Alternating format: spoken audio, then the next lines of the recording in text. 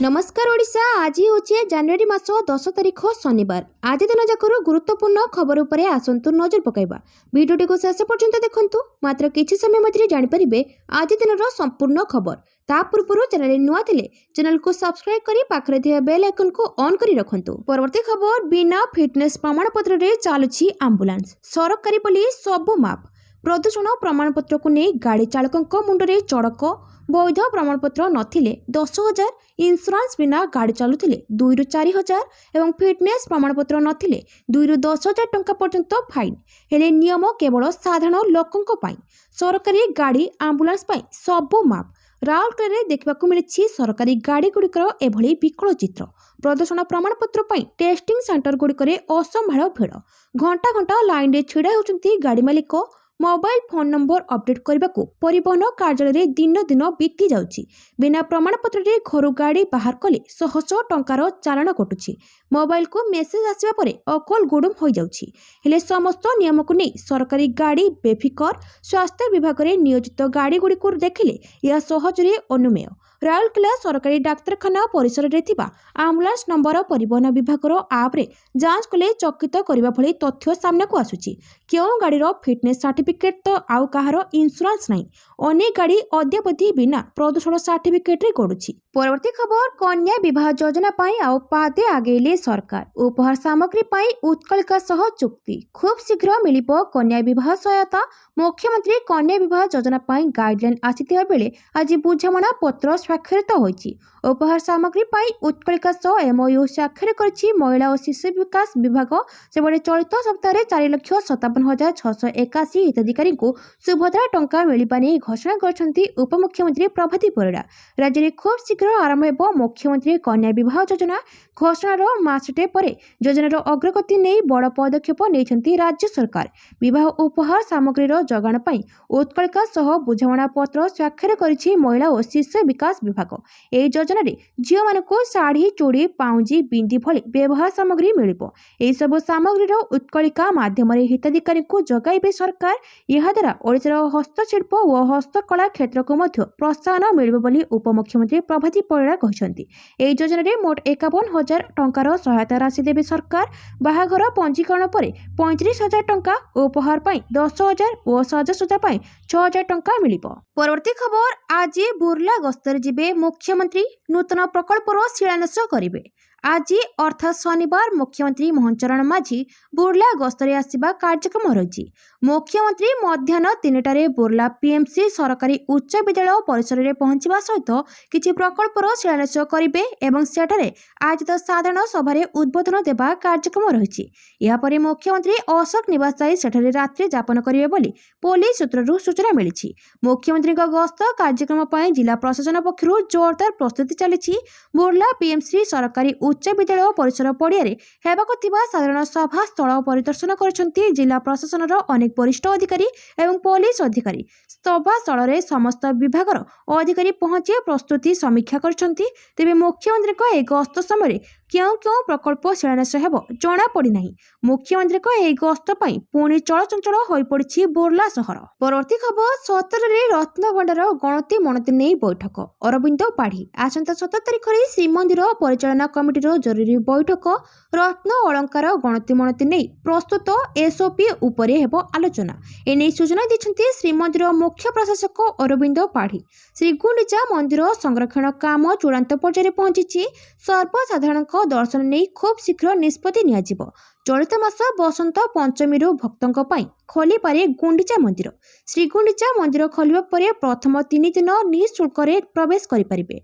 नाट मंडप को शीतताप नियंत्रित करबा पई टेंडर प्रक्रिया सरीछि। परवर्ती खबर, कमी बनी भक्त निवास पार्किंग फी। 4 चकिया गाड़ी पार्किंग कले देबाको पड़िबो एतिकी। श्रीमंदिर मुख्य प्रशासक कले स्पष्ट। श्रीमंदिर भक्ति निवास पार्किंग फी 500 टंका रहिबो। एने श्रीमंदिर मुख्य प्रशासक अरविंद पाढ़ी स्पष्ट କରିଛନ୍ତି। ମୁଖ୍ୟ ପ୍ରଶାସକ କହିଛନ୍ତି ଭକ୍ତ ନିବାସରେ ସ୍ୱଳ୍ପ ମୂଲ୍ୟରେ ଯାତ୍ରୀଙ୍କୁ ରୁମ୍ ଭଡ଼ା ଦିଆଯାଉଛି। ବାହାରୁ ଆସୁଥିବା ଅନେକ ଭକ୍ତ 4 ଚକିଆ ଗାଡ଼ି ନେଇ ଆସୁଛନ୍ତି। ଯେଉଁମାନେ 4 ଚକିଆ ଆଣି ଆସୁଛନ୍ତି ପାର୍କିଂ ଫି ଦିନକୁ 500 ଟଙ୍କା ଦେବେ। ଅନ୍ୟ ବାହାର ଲୋକ ଭକ୍ତ ନିବାସରେ ଗାଡ଼ି ପାର୍କିଂ କରିପାରିବେ ନାହିଁ। ଅନ୍ୟ ପାର୍କିଂ ସ୍ଥଳରେ 240 ଟଙ୍କା ଦେଇ ଗାଡ଼ି ପାର୍କିଂ କରୁଛନ୍ତି ଯାତ୍ରୀ। ପରବର୍ତ୍ତୀ ଖବର, ଇପିଏଫଓ ଟଙ୍କା ଉଠାଇବାରେ ଆସିଗଲା ନୂଆ ଅପଡେଟ୍। କେବଳ ଏଟିଏମ୍ ନୁହେଁ, ଭିମ୍ ଆପ୍ରେ ମଧ୍ୟ ଉଠାଇ ପାରିବେ ପିଏଫ୍ ଟଙ୍କା। କର୍ମଚାରୀ ଭବିଷ୍ୟନିଧି ପାଣ୍ଠି ସଂଗଠନ ଆଗାମୀ 2ରୁ 3 ମାସ ମଧ୍ୟରେ 30 କୋଟିରୁ ଅଧିକ ହିତାଧିକାରୀଙ୍କୁ ଭିମ୍ ଆପ୍ ମାଧ୍ୟମରେ ତୁରନ୍ତ ପିଏଫ୍ ଉଠାଣ ସୁବିଧା ପ୍ରଦାନ କରିବାକୁ ଯାଉଛି। ଟାଇମ୍ସ ଅଫ୍ ଇଣ୍ଡିଆର ଏକ ରିପୋର୍ଟ ଅନୁଯାୟୀ ଏହି ପଦକ୍ଷେପର ଲକ୍ଷ୍ୟ 30 କୋଟିରୁ ଅଧିକ ସଦସ୍ୟଙ୍କ ପାଇଁ ସୁବିଧା ଏବଂ ନମନୀୟତା ବୃଦ୍ଧି କରିବା, ଯାହାଦ୍ୱାରା ସେମାନେ ତୁରନ୍ତ ସେମାନଙ୍କର ପିଏଫ୍ ରାଶି ଉଠାଣ କରିପାରିବେ। ପରବର୍ତ୍ତୀ ଖବର, ରେଳବାଇରେ 312ଟି ପଦବୀ ପାଇଁ ନିଯୁକ୍ତି ସୁଯୋଗ। ସରକାରୀ ଚାକିରି ପାଇଁ ପ୍ରସ୍ତୁତ ହେଉଥିବା ଯୁବକ ଯୁବତୀମାନଙ୍କ ପାଇଁ ରେଳବାଇ ଏକ ସୁବର୍ଣ୍ଣ ସୁଯୋଗ ପ୍ରଦାନ କରିଛି। ରେଳବାଇ ନିଯୁକ୍ତି ବୋର୍ଡ ପୃଥକ ବର୍ଗ ଅଧୀନରେ ମୋଟ 312ଟି ଖାଲି ପଦବୀରେ ନିଯୁକ୍ତି ପାଇଁ ଏକ ବିଜ୍ଞପ୍ତି ଜାରି କରିଛି। ଆବେଦନ ପ୍ରକ୍ରିୟା ସମ୍ପୂର୍ଣ୍ଣ ଅନଲାଇନ୍ ରହିଥିବା ବେଳେ ଆଗ୍ରହୀ ପ୍ରାର୍ଥୀମାନେ 2026 ଜାନୁଆରୀ 31 ପର୍ଯ୍ୟନ୍ତ ଆବେଦନ ଫର୍ମ ପୂରଣ କରିପାରିବେ। ପୃଥକ ବର୍ଗ ଅଧୀନରେ ମୋଟ 312ଟି ଖାଲି ପଦବୀ ପାଇଁ ରେଳବାଇ ନିଯୁକ୍ତି ବୋର୍ଡ ନିଯୁକ୍ତି କରିବ। ଏହି ନିଯୁକ୍ତିରେ ସର୍ବାଧିକ 202ଟି ପଦବୀ ଜୁନିୟର ହିନ୍ଦୀ ଟ୍ରାନ୍ସଲେଟରଙ୍କ ପାଇଁ ସଂରକ୍ଷିତ ରହିଛି। ଏହା ସହିତ ଚିଫ୍ ଲ ଆସିଷ୍ଟାଣ୍ଟ ପାଇଁ 22ଟି, ପବ୍ଲିକ୍ ପ୍ରସିକ୍ୟୁସନ୍ ପାଇଁ 7ଟି, ସିନିୟର ପବ୍ଲିକ୍ ଇନ୍ସପେକ୍ଟର ପାଇଁ 15ଟି ଏବଂ ଷ୍ଟାଫ୍ ଆଣ୍ଡ ୱେଲଫେୟାର ଇନ୍ସପେକ୍ଟର ପାଇଁ 24ଟି ପଦବୀ ଅଛି। ଟେକ୍ନିକ୍ ଏବଂ ସାଇଣ୍ଟିଫିକ୍ କାଟେଗୋରୀରେ ସାଇଣ୍ଟିଫିକ୍ ଆସିଷ୍ଟାଣ୍ଟ ଟ୍ରେନର 2ଟି ପଦବୀ ଏବଂ ଲ୍ୟାବ୍ ଆସିଷ୍ଟାଣ୍ଟ ଗ୍ରେଡ୍ 3 ପାଇଁ 39ଟି ଏବଂ ସାଇଣ୍ଟିଫିକ୍ ସୁପରଭାଇଜର ପାଇଁ ଗୋଟିଏ ପଦବୀ ଅଛି। ପରବର୍ତ୍ତୀ ଖବର, HLCA ବୈଠକ। 55,783 କୋଟିର ନିବେଶକୁ ମଞ୍ଜୁରୀ। ମୁଖ୍ୟମନ୍ତ୍ରୀ ମୋହନ ଚରଣ ମାଝୀଙ୍କ ଅଧ୍ୟକ୍ଷତାରେ ଅନୁଷ୍ଠିତ HLCA ବୈଠକରେ 55,783 କୋଟିର 7 ନିବେଶ ପ୍ରକଳ୍ପକୁ ମଞ୍ଜୁରୀ ମିଳିଛି। ଏହାଦ୍ୱାରା 14,500ରୁ ଉର୍ଦ୍ଧ୍ୱର ନିଯୁକ୍ତି ସୁଯୋଗ ସୃଷ୍ଟି ହୋଇପାରିବ। ବୈଠକରେ ଅନୁମୋଦିତ 7 ପ୍ରକଳ୍ପ ମଧ୍ୟରୁ ସର୍ବବୃହତ ପ୍ରକଳ୍ପ ହେଉଛି JSWର ମାଲିକାନାରେ ଥିବା ସାଫ୍ରନ ରିସୋର୍ସେସ୍ କମ୍ପାନୀର ଇସ୍ପାତ ପ୍ଲାଣ୍ଟ। ଢେଙ୍କାନାଳରେ ପ୍ରତିଷ୍ଠିତ ହେବାକୁ ଥିବା ଏହି କାରଖାନା ପାଇଁ 35,000 କୋଟି ନିବେଶ ହେବ, ଯେଉଁଥିରେ 8,000 ଲୋକ ନିଯୁକ୍ତି ପାଇପାରିବେ। ପରବର୍ତ୍ତୀ ଖବର, 11 ଯାଏଁ ରାଜ୍ୟରେ ପ୍ରବଳ ଶୀତ। ଆସନ୍ତାକାଲି ପାଇଁ 5 ଜିଲ୍ଲାକୁ ୟେଲୋ ୱାର୍ଣ୍ଣିଂ ଜାରି। କ୍ରମାଗତ ଭାବେ ଖସି ଚାଲିଛି ପାରଦ। ଆସନ୍ତା 11 ଯାଏଁ ଶୀତ ଲହରୀ ସତର୍କତା ଜାରି କଲା ପାଣିପାଗ ବିଭାଗ। ଆସନ୍ତାକାଲି 5 ଜିଲ୍ଲାକୁ ୟେଲୋ ୱାର୍ଣ୍ଣିଂ ଜାରି। ଝାରସୁଗୁଡ଼ା, ସୁନ୍ଦରଗଡ଼, କଟକ, ଖୋର୍ଦ୍ଧା ଓ ଅନୁଗୁଳ। 11 ତାରିଖ ପାଇଁ 4 ଜିଲ୍ଲାକୁ ୟେଲୋ ୱାର୍ଣ୍ଣିଂ ଜାରି କରିଛି ପାଣିପାଗ ବିଭାଗ।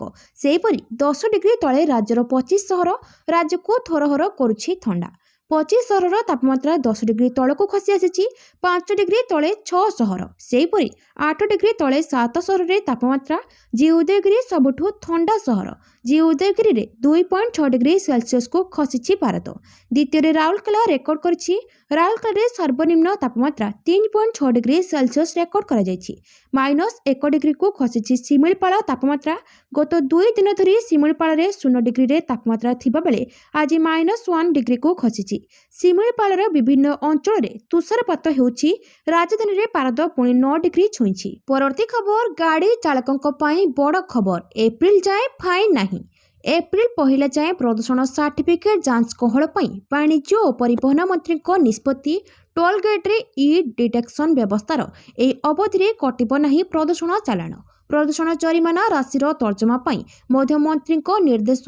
ପରିବେଶ ସୁରକ୍ଷାକୁ ଦୃଷ୍ଟିରେ ରଖି ପ୍ରଦୂଷଣ ସୃଷ୍ଟି କରୁଥିବା ଗାଡ଼ି ବ୍ୟବହାର ନ କରିବାକୁ ନିବେଦନ। ଏହି ଅବଧି ମଧ୍ୟରେ ମୋଟରଯାନ ଆଇନ ଅନୁଯାୟୀ ବାଧ୍ୟତାମୂଳକ ପ୍ରଦୂଷଣ ପ୍ରମାଣପତ୍ର କରାଇ ନେବାକୁ ପରାମର୍ଶ। ବାଣିଜ୍ୟ ଓ ପରିବହନ ବିଭାଗର ମନ୍ତ୍ରୀ ବିଭୂତିଭୂଷଣ ଜେନା ପ୍ରଦୂଷଣ ଯାଞ୍ଚ ଓ ଜରିମାନାକୁ ନେଇ ଗୁରୁତ୍ୱପୂର୍ଣ୍ଣ ନିଷ୍ପତ୍ତି ଗ୍ରହଣ କରିଛନ୍ତି। ପ୍ରଦୂଷଣ ଯାଞ୍ଚ ପାଇଁ ଜନସାଧାରଣଙ୍କ ସମସ୍ୟାକୁ ଦୃଷ୍ଟିରେ ରଖି ଆସନ୍ତା ଏପ୍ରିଲ 1 ପର୍ଯ୍ୟନ୍ତ ପ୍ରଦୂଷଣ ନଥିଲେ ଜରିମାନା ନ ଲଗାଇବାକୁ ରାଜ୍ୟ ପରିବହନ ପ୍ରାଧିକରଣକୁ ନିର୍ଦ୍ଦେଶ ଦେଇଛନ୍ତି। ଟୋଲ୍ ଗେଟ୍ରେ ଡିଟେକ୍ସନରେ କଟୁଥିବା ଏ ସମ୍ବନ୍ଧୀୟ ଜରିମାନାକୁ ମଧ୍ୟ ସ୍ଥଗିତ ରଖିବାକୁ ସେ ନିର୍ଦ୍ଦେଶ ଦେଇଛନ୍ତି। ସେହିଭଳି ପ୍ରଦୂଷଣ ପ୍ରମାଣପତ୍ର ନଥିଲେ ମୋଟରଯାନ ଆଇନ ଅନୁଯାୟୀ ଲାଗୁ ହେଉଥିବା 10,000 ଟଙ୍କା ଜରିମାନାକୁ ହ୍ରାସ କରିବା ଦିଗରେ ତର୍ଜମା କରିବାକୁ ମଧ୍ୟ ବିଭାଗକୁ ନିର୍ଦ୍ଦେଶ ଦେଇଛନ୍ତି। ପରବର୍ତ୍ତୀ ଖବର, 10 ଲକ୍ଷ ହିତାଧିକାରୀଙ୍କୁ ପକ୍କା ଘର ଯୋଗାଇ ଦେବେ ରାଜ୍ୟ ସରକାର। ନୂଆବର୍ଷରେ ଲୋକଙ୍କୁ ଘର ବାଣ୍ଟିବେ ରାଜ୍ୟ ସରକାର। ରାଜ୍ୟର 10 ଲକ୍ଷ ହିତାଧିକାରୀଙ୍କୁ ପକ୍କା ଘର ଯୋଗାଇ ଦେବେ ପଞ୍ଚାୟତିରାଜ ବିଭାଗ। एने आज पंचायतराज मंत्री रवि नारायण नायक सूचना दी। से कहते चलित जनवरी रे पक्का घर बांटे सरकार प्रधानमंत्री आवास पर आवेदन कर 37 लाख हिताधिकारी। पंचायतराज मंत्री रवि नारायण नायक कहते जे गरीब और भूमिहीन परिवार को पक्का घर जगाई देबा पई सरकार प्रतिबद्ध। अंत्योदय गृह योजना और प्रधानमंत्री आवास योजनार एक अंश भावे आमे निश्चिंत करिबु जे प्रत्येक योग्य व्यक्ति एही योजनार लाभ पाइबे। परवर्ती खबर सड़क दुर्घटना रे आहत व्यक्ति को हॉस्पिटल पहुंचाइले मिलिबो 25,000 टंका। केंद्र परिवहन मंत्री नितिन गडकरी अध्यक्षतार नुआदिल्ली रे परिवहन मंत्री मानकर एक जातीय स्तरीय बैठक अनुष्ठित होइथिला। बहुत जल्दी केंद्र सड़क परिवहन मंत्रालय पक्षरु कैशलेस ट्रीटमेंट योजना आसियो बोली कहिसंती केंद्र परिवहन मंत्री नितिन गडकरी। दुर्घटना घटिले हॉस्पिटल नेउथुवा व्यक्ति को 25,000 टंका पुरस्कार मिलिबो। एहा सहित दुर्घटना परे हॉस्पिटल रोगी को 7 दिन पर तुरंत 1.5 लाख टंकार चिकित्सा सुविधा दियाजिबो। जो गाड़ी रे इंश्योरेंस नथिबो सेथिपई चिकित्सा अर्थ सड़क सुरक्षा राशि दियाजिबो बोली से कहते। गडकरी कहते जे भारत में अति कम 22 लाख प्रशिक्षित ड्राइवर को अभाव रही। यह अभाव को दूर करने आम 84टी ड्राइवर तालीम केन्द्र प्रतिष्ठा करिछु एवं गोटे वर्ष मध्य आउरी 87टी निर्माण करिबो। आमर योजना हेउची एही कार्यक्रम को 1021 केन्द्र एवं 98टी आंचलिक हब को विस्तार करिबा। परवर्ती खबर दिगपहंडी मर्मन्तुद दुर्घटना 4 लाख सहायता घोषणा कले मुख्यमंत्री। गंजाम जिला दिगपहंडी जराडारे मर्मन्तुद दुर्घटना 2 बाइक आरोही मृत्यु होइछि। घटना रे गभीर दुख प्रकाश करछंती मुख्यमंत्री मोहन चरण माझी। एहा सहित मृतकंक परिवार वर्गंक प्रति समवेदना जणाइछंती। एही 2 मृतकंक परिवार को 4 लाख टंकार सहायता राशि घोषणा करछंती मुख्यमंत्री मोहन चरण माझी। मुख्यमंत्री रिलीफ पांटिरु ए 4 लाख टंका प्रदान कराजिबो। परवर्ती खबर भयंकर अव्यवस्था चलीछि। नवीन पीयूसी कार्यकारी करिबारे बीजेपी सरकार विफल। ट्वीट करी बर्षिले विरोधी दल नेता नवीन पट्टनायक से लिखिछंती जे भयंकर अव्यवस्था चलीछि। पर्याप्त परीक्षा केन्द्र नकरी पीयूसी नाही इंधन नाही नीति घोषणा करबा परे साधारण लोके हैरान होउछंती लाइन रे ठिए होउछंती। पूर्व परिकल्पना और प्रचार प्रसार नकरी एभली नियम लागू करबा नै परिवहन विभागर कार्यकारिता नै नवीन प्रश्न उठाइछंती। नवीन लिखिछंती जे जन आक्रोश परे सरकार बारंबार यूटर्न मारछंती। प्रथमे 1 फेब्रुआरी कहिले तापरे 31 मार्च घोषणा कले एबे 1 एप्रिल 2026 पर्यंत स्थगित कहउछंती। 1 एप्रिल 2026 पर्यंत जरिमाना नाही टोल गेट रो ई डिटेक्शन बंद। परिवहन विभागर दूरदृष्टि अभाव और अक्षमता नहीं कटु समालोचना कले नवीन। परवर्ती खबर घरोई कर्मचारी बड़ खबर। एबे 15,000 जगह 30,000 हेबो पीएफ लिमिट। घरोई क्षेत्र में काम करुवा लक्ष लक्ष कर्मचारी यह बहुत भल खबर। जदि आपण चाकरी करती एवं आपण दरमा 15,000 रु टिके अधिक तेबे आपण एपर्यंत पीएफ बेनिफिट रो संपूर्ण लाभ उठाई पारि नाहंती। किंतु वर्तमान आपणकर चिंता दूर होई पारे कारण पीएफ सैलरी लिमिट वृद्धि करिवार दाबी शेष पर्यायर पहुंची। सुप्रीमकोर्ट को एक सांप्रतिक निर्देशनामा गत 11 वर्ष धरी एही नियम परिवर्तन पई अपेक्षा करथिबा लक्ष लक्ष कर्मचारी आशा को उज्जवल करिछि। ईपीएफओ सहित जड़ित यह खबर आपणक पॉकेट एवं आपणक भविष्य सहित जड़ित। यदि आपण एक घरोई चाकरी रे काम करती तेबे सूचना आपणक पई बहुत गुरुत्वपूर्ण। सुप्रीमकोर्ट एही गंभीर प्रसंग रे निष्पत्ति नेबा पई केंद्र सरकार एवं ईपीएफ को मात्र 4 मास समय देछंती। कोर्ट रे एक जनस्वार्थ मामला पीआईएल रो शुणाणी समय यह सामना को आसी जे वर्तमान 15,000 टंकार पीएफ सीमा एबे पुराना। कोर्ट स्पष्ट भाव में सरकार को यह विचार करने को एवं आईन अनुसार आगामी 4 मास मध्य निजर मतामत उपस्थापन करने को कहते। परवर्ती खबर गिरफ हेबे ममता दीदी। ईडी रेड बेले नहीं जाइथिले फाइल। पश्चिमबंग मुख्यमंत्री ममता बनर्जी कौन गिरफ हेबे सतरे कौन ईडी तांको हाथ रे हाथ कड़ी पकाइबो एक कथा एथिपई चर्चा होछि काहेकि ना पश्चिमबंग राजनीति गतकालिठु जो मोड़ नहीं से कथा ही किछि एभଳି दिगको इंगित करुछि। केंद्रीय प्रवर्तन निर्देशालय बा ईडी ममता बनर्जी विरोध में कोर्ट रे एक आवेदन दायर करिछि। तांको विरोध में सरकारी कार्य एवं ईडी तदंत रे बाधा सृष्टि करिबा एवं मनी लॉन्ड्रिंग मामला सहित जड़ित प्रमाण नष्ट करिबा नै अभियोग होछि। ईडी कहि କହିଛି ଯେ ମମତା ବାନାର୍ଜୀଙ୍କ ଦଳ ଟିଏମସିକୁ ରାଜନୈତିକ ପରାମର୍ଶ ଦେଉଥିବା କମ୍ପାନୀ ଆଇପିଏସ୍ସିର କାର୍ଯ୍ୟାଳୟରେ କୋଇଲା ଚୋରି ଦୁର୍ନୀତି ସହିତ ଜଡ଼ିତ ମନି ଲଣ୍ଡରିଂ ମାମଲାର ତଦନ୍ତ ପାଇଁ ଚଢ଼ାଉ କରାଯାଇଥିଲା। କିନ୍ତୁ ଚଢ଼ାଉ ସମୟରେ ମମତା ବାନାର୍ଜୀ ଆଇପିଏସ୍ସି ନିର୍ଦ୍ଦେଶକ ପ୍ରତ୍ୟେକ ଜୈନଙ୍କ ଘର ଓ କାର୍ଯ୍ୟାଳୟରେ ପହଞ୍ଚିଥିଲେ। ସେ ଜବରଦସ୍ତି ଅଫିସ ଭିତରକୁ ପଶି ମାମଲା ସହିତ ଜଡ଼ିତ ଗୁରୁତ୍ୱପୂର୍ଣ୍ଣ ଫାଇଲଗୁଡ଼ିକୁ ନିଜ ସହିତ ନେଇଯାଇଥିଲେ।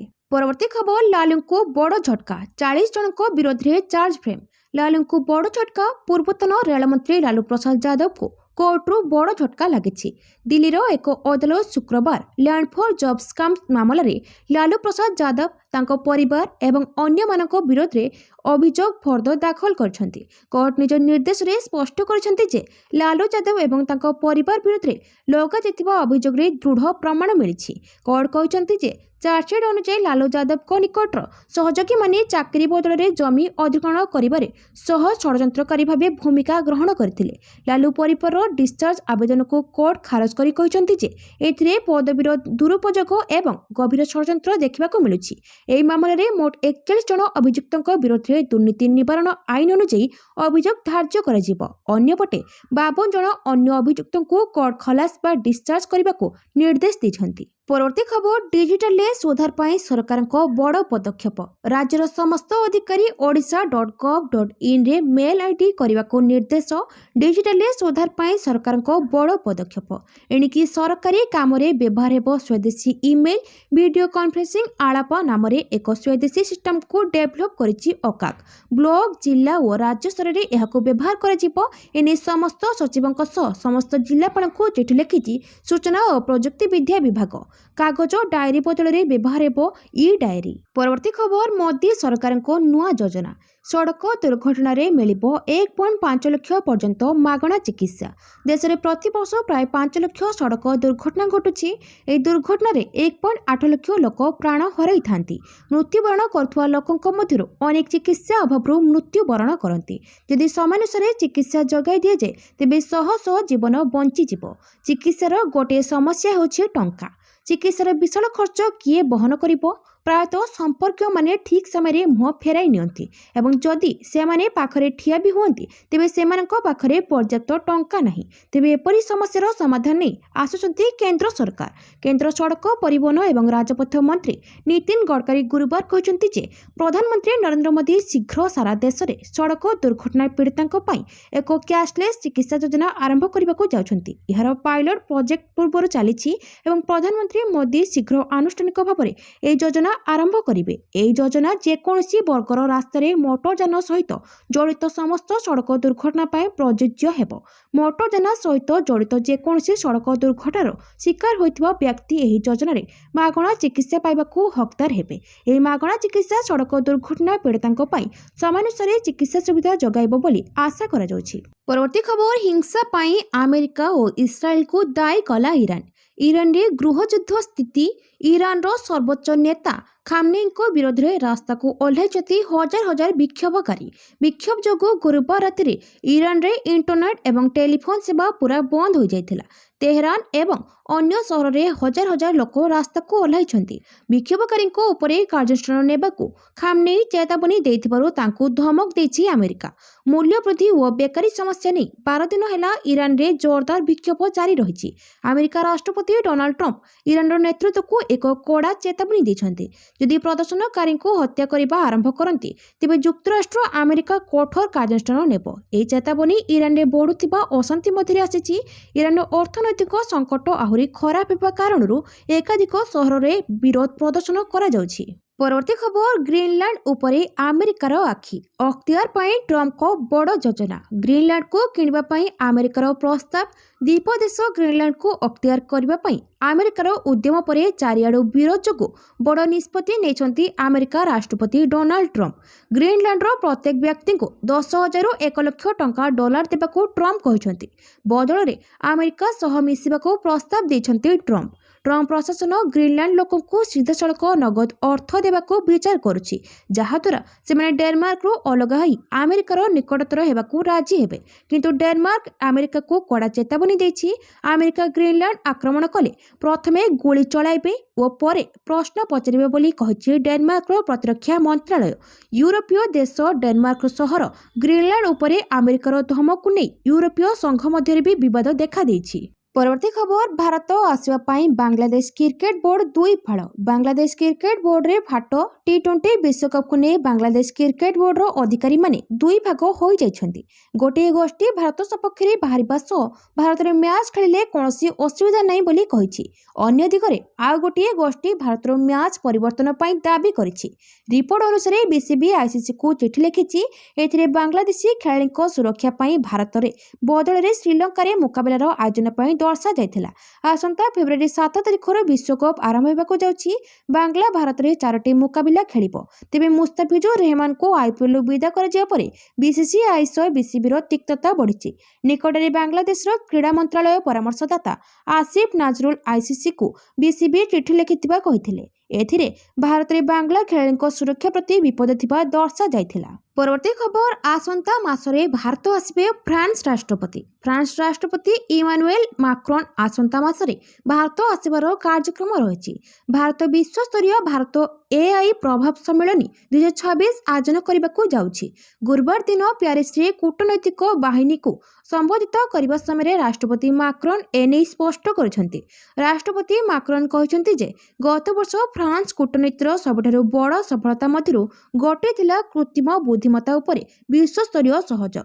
से उल्लेख करछन्ति जे प्यारिस रे अनुष्ठित एआई सम्मेलन विश्वर विभिन्न देश को एकाठी करथिला एवं एही पदक्षेप को भारतर प्रधानमंत्री नरेंद्र मोदी को सहयोग रे आगको निया जाइथिला। आमे एआई सम्मेलन माध्यम रे गुरुत्वपूर्ण अग्रगति करिछु। समग्र विश्व प्यारिस आसीथिला एवं आसंता मासरे मु एही सहयोग को आहुरी आगको बढ़ाइबा पई भारत गस्त करिबि। परवर्ती खबर, विकसित गाँ विकसित ओडिशा नियम रे बड़ परिवर्तन कले राज्य सरकार। विकसित गाँ विकसित ओडिशा रे बड़ परिवर्तन कले राज्य सरकार। एथिरे ग्राम सभार भागीदारी वृद्धि करा जायछि। एही योजना रे निर्माण हेउथुवा प्रकल्प रे कोनोसी प्रकार क्षतिर भरणा संपृक्त संस्था करिवो। 10 लाख टंकारु अधिक मूल्यर प्रकल्प पई 3 वर्ष पर्यंत डिफेक्ट लायबिलिटी पीरियड नियम लागू हेबो।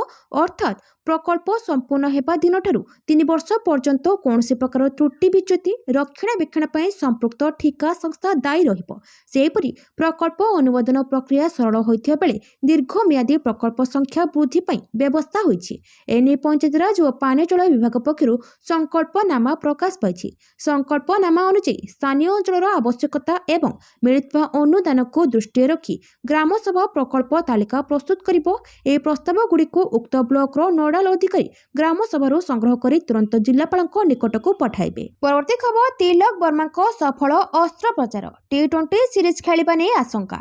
भारतीय टी20 विश्वकप दलर सदस्य तिलक वर्मा संप्रति एक जरूरी अस्त्रप्रचार कराइछन्ति। तांको सुस्थ हेबा पई 3 ରୁ 4 सप्ताह समय लागिबो बोली प्राथमिक पर्याୟରେ अनुमान करा जाउछि। फल आसंता 21 तारिखर आरंभ हेबाकू जाउथबा न्यूजीलैंड विपक्ष टी20 सीरीज रे से खेलिबारे आशंका देखा देछि। एपरिकि आसंता मासरे हेबाकू थिबा टी20 विश्वकप रो प्रथम मैच खेलिबा संभावना क्षीण मने हेउछि। परवर्ती खबर, मुह खोलिले यात्रा अभिनेता पीयूष त्रिपाठी। चर्चित खलनायक तथा यात्रा अभिनेता पीयूष त्रिपाठी शेष रे मुह खोलिछन्ति। यात्रा मंच चढ़िबा मना प्रसंग को नै से कहिछन्ति कोर्ट नोटिस मिलिनी न मिलबा पर्यंत अभिनय करिबि। आईन को सम्मान देउछि। नोटिस मिलिले निष्पत्ति नेबि। यात्रा को नै मु बंचिछि। मंच छाड़बिनी बोली कहछन्ति पीयूष।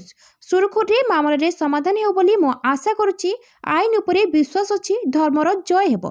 यदि सब किछि पब्लिक हेउछि ताहेले 2 वर्षर एग्रीमेंट भी पब्लिक हेउ बोली से कहछन्ति। उल्लेखयोग्य दीर्घ प्राय 1 वर्ष परे पीयूष गत जनवरी 5 रे पुणी थरे मंचक फेरिथिले। से सिंहबाहिनी यात्रापाटीर नाटक तू मो बजरंगी रे अभिनय करी निजर प्रत्यावर्तन करथिले। पीयूष विश्राम न नै पुणी सिंहबाहिनी यात्रापाटी रे अभिनय करथुवा अभियोग आनी सूर्य मंदिर मालिक कोर्ट को द्वारस्थ होइथिले।